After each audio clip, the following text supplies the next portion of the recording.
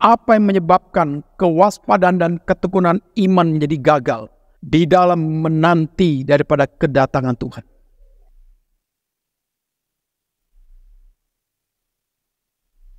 Hidup tidak boleh memiliki kelengahan dalam berpikir. Hidup tidak boleh memiliki satu kelengahan di dalam satu kesadaran hati nurani. Dan hidup tidak boleh memiliki kelengahan iman di dalam setiap momen dalam hidup kita. Hidup ini adalah satu nilai kewaspadaan. Hidup adalah satu nilai ketekunan untuk mata kita diarahkan kepada panggilan surgawi. Itu langsung menjelaskan kepada kita, hidup orang Kristen selalu mandang ke depan. Kalau kita melihat ke belakang, kita yang menghitung berkat dan anugerah Tuhan. Sehingga hidup kita penuh dengan satu syukur.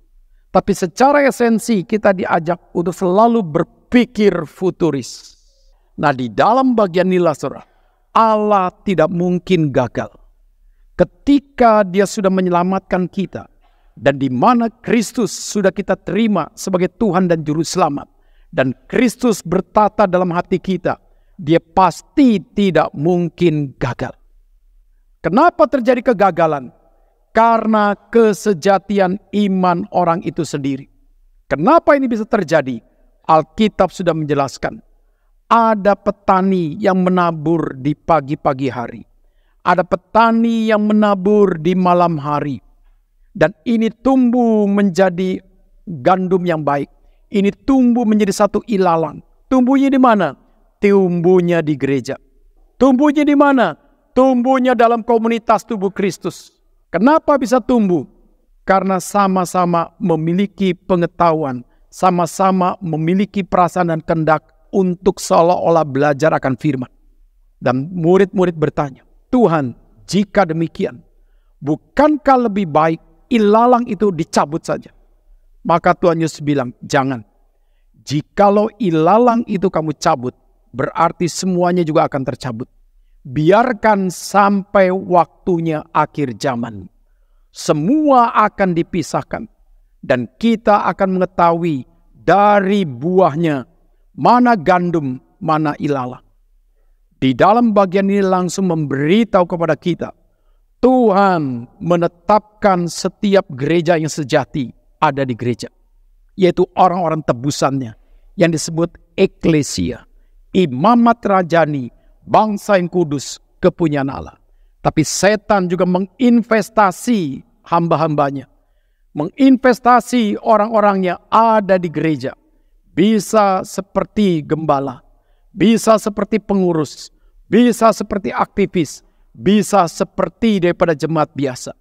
Sepertinya Allah membiarkan kompetisi ini. Jawabannya iya. Kenapa dibiarkan seperti ini? Untuk semuanya diuji dan diperlihatkan kesejatian daripada iman seseorang. Maka di dalam konteks inilah hati-hati. Jikalau kita anak Tuhan yang sejati, pasti kita menyukai terang Tuhan. Jikalau kita anak Tuhan yang sejati, pasti kita menyukai kebenaran Tuhan.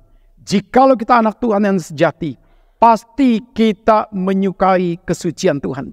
Jikalau kita anak Tuhan yang sejati, pasti kita menyukai ketaatan yang menyenangkan hati Tuhan. Jadi di dalam bagian ini, hati-hati.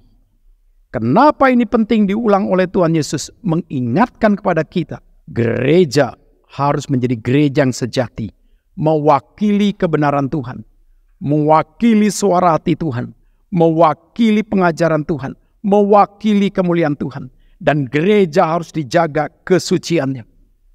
Gereja harus dijaga pilar pengajarannya. Gereja harus dijaga pilar daripada penginjilannya. Gereja harus dijaga pilar daripada pengembalaannya. Dan tidak boleh kompromi, tidak boleh main-main. Nah, di dalam bagian inilah hidup selalu punya peperangan. Dan hidup selalu punya janji kemenangan dari Tuhan. Jadi kewaspadaan dan ketekunan iman. Jikalau kita anak Tuhan yang sejati, itu tidak mungkin gagal.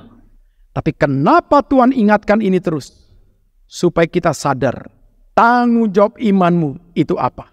Dan bagaimana engkau berhadapan dengan dunia, dengan kebebasanmu, dengan seluruh pencobaannya, engkau harus jelas berkarakter anak Tuhan.